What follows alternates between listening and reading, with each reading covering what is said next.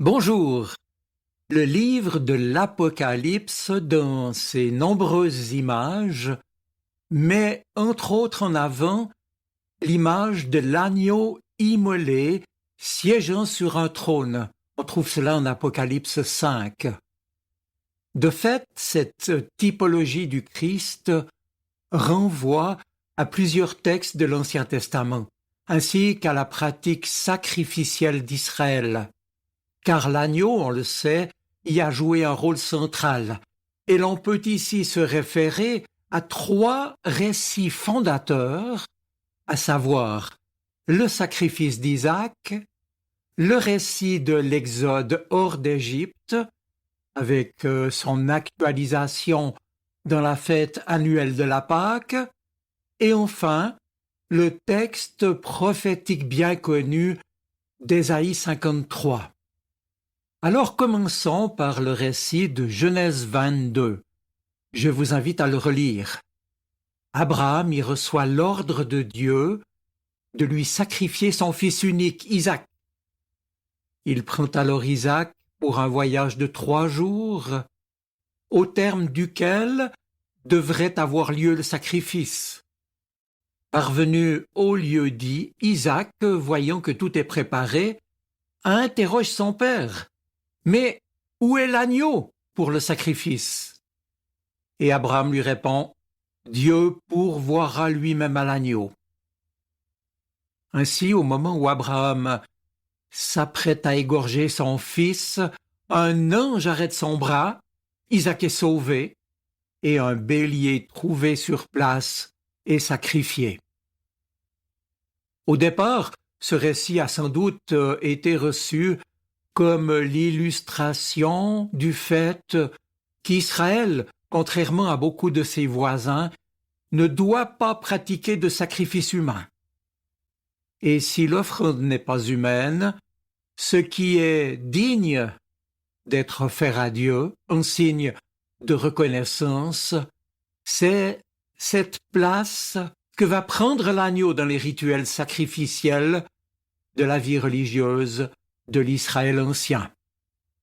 Mais l'image de l'agneau va aussi entrer en résonance avec le récit du livre de l'Exode, Exode 12, versets 2 à 6, qui fournit les instructions pour la préparation du sacrifice d'un agneau dans la nuit de Pâques. Souvenez-vous, l'ange de la mort n'épargne pas les premiers-nés d'Égypte, alors qu'il le fait pour les premiers-nés d'Israël, et cela du fait du sang des agneaux sacrifiés, sang placé sur le linteau des portes de leur maison, sang qui leur sauve la vie et qui inaugure la sortie vers la terre promise, la libération d'Égypte. La figure de l'agneau est ainsi désormais associée à la sortie d'Égypte, qui est, on le sait, le geste fondateur de la religion d'Israël. Et ce récit est bien entendu à l'origine de la fête juive de la Pâque.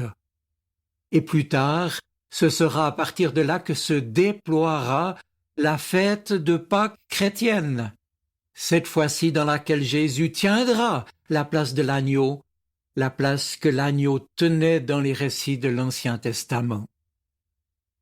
Alors venons-en maintenant au troisième texte fondateur, qui est un oracle du prophète Ésaïe, au chapitre 53.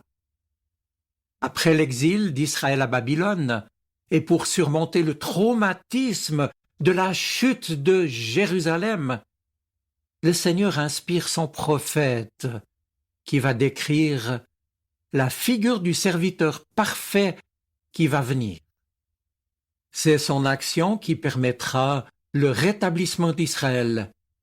Mais ce serviteur devra passer par le mépris et la souffrance. Et c'est bien pour l'illustrer qu'Ésaïe utilise l'image de l'agneau précisément que l'on mène à l'abattoir, brebis muette, nous dit le texte, devant ceux qui l'attendent. Ce passage alors va être repris tout naturellement par la première génération chrétienne pour expliquer en quoi Jésus peut être à la fois le Messie attendu est celui que Dieu a apparemment rejeté, puisqu'il est mort sur la croix. C'est ce paradoxe du Messie crucifié qui va devenir l'un des pivots sur lequel se fonde la bonne nouvelle du salut en Jésus-Christ, de sa mort pour nous. Et c'est ainsi que la foi chrétienne appliquera à Jésus la symbolique de l'agneau qu'on trouvait dans l'Ancien Testament. Il est l'agneau de Dieu, ainsi que le décrit l'évangile de Jean, Jean chapitre 1er verset 29, et puis aussi l'agneau immolé de l'Apocalypse, je l'ai dit tout à l'heure. On le sait par ailleurs, c'est Jean-Baptiste le premier qui a nommé Jésus par cette formule « Voici l'agneau de Dieu qui enlève le péché du monde ». Et Jean-Baptiste a fait ici référence au sens symbolique de l'agneau qui est symbole de l'être innocent, celui qui ne peut pas se défendre et qui, en réponse au mal qu'il subit, répond par le silence. Raison pour laquelle la première lettre de Pierre appellera Jésus, je cite, « l'agneau sans tache qui, insulté, ne rendait pas l'insulte et souffrant, ne menaçait pas ». Écho bien sûr aussi à la prophétie d'Ésaïe qui décrivait le serviteur souffrant et qui, je cite, « n'ouvrait pas la bouche comme un agneau conduit à l'abattoir ». Mes amis, Jésus est l'agneau parce qu'il apporte une libération qui dépasse celle de Moïse, puisqu'en Jésus, nous sommes libérés du péché et de la mort, pardonnés. Et aussi parce qu'il est l'innocent qui souffre et qui garde le silence pour nous sauver, sans accuser les coupables. Plus encore, il dira « Père, pardonne-leur, car ils ne savent ce qu'ils font. » Il est par ailleurs significatif que Jean-Baptiste ait comparé Jésus à l'agneau pascal, parce que, voyez-vous, la crucifixion de Jésus aura lieu en même temps que la Pâque juive et à la même heure où les agneaux étaient immolés pour le sacrifice pascal dans le temple.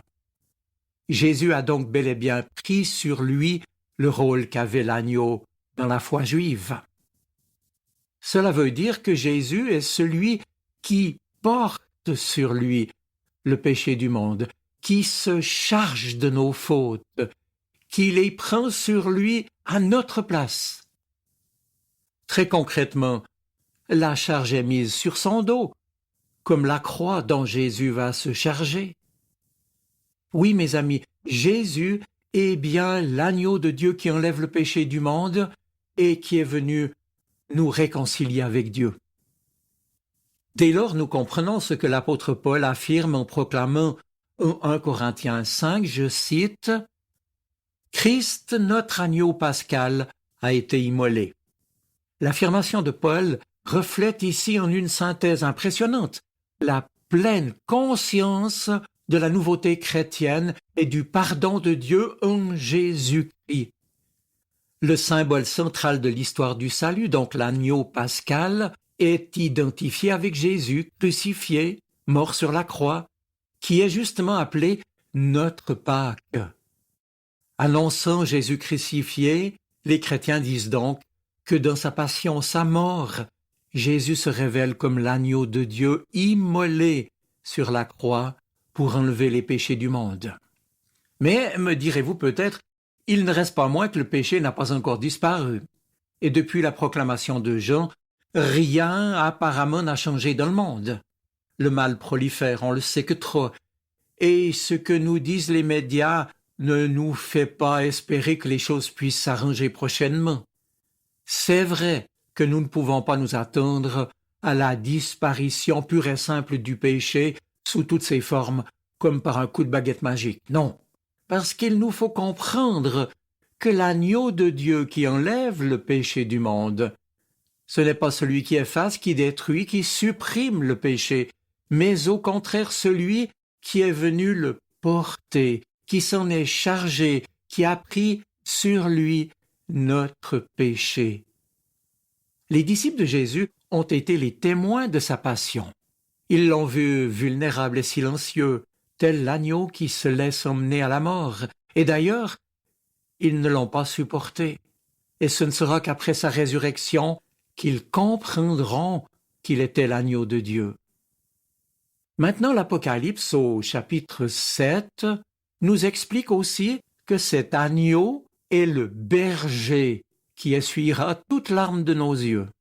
Cette image étonnante, il est vrai, exprime en fait la manière dont le Seigneur guide son peuple. C'est le mystère de la puissance de Dieu, de sa véritable autorité. Autrement dit, dans le Christ, c'est en manifestant sa faiblesse et sa vulnérabilité, tel l'agneau, que Dieu s'est fait berger de son peuple. Seule l'extrême détresse de l'agneau immolé sur la croix pouvait nous convaincre de la force de son amour. Cet amour ne vise que notre cœur et il respecte notre liberté. Or cet agneau qui est notre berger, il faut le suivre, c'est-à-dire l'accueillir en nous et, avec son aide, l'imiter en aimant, pour témoigner que Jésus est réellement le Messie, le libérateur de l'humanité. C'est lui qui accomplira ses promesses et son salut offert à ce monde. Alors désormais, le péché n'est plus une fatalité. Le Christ nous apporte la possibilité de nous libérer de son engrenage. Demandons-lui humblement d'être pour nous aujourd'hui et chaque jour l'agneau de Dieu qui porte et enlève le péché du monde. Et c'est chaque jour que nous avons besoin de son pardon. Qu'il soit pour chacun de nous, pour moi, l'agneau de Dieu qui me donne la guérison, qui me fait marcher sur un chemin de salut au travers même de telle ou telle difficulté concrète qui peut m'assaillir peut-être trop souvent. Mes amis, si nous restons résolument attachés à lui dans toutes les circonstances de notre vie, si nous nous laissons en permanence guider par l'Esprit Saint qui habite en nos cœurs, nous pouvons découvrir en nous une liberté nouvelle, avec l'espérance du royaume de lumière et de paix qui vient bientôt. Je vous souhaite une bonne semaine. Soyez bénis. Amen. Sa parole résonne dans mon cœur. Elle est vivante, elle parle. Elle m'aide à choisir, m'illumine. Elle est vivante, elle est poignante, elle touche mon cœur.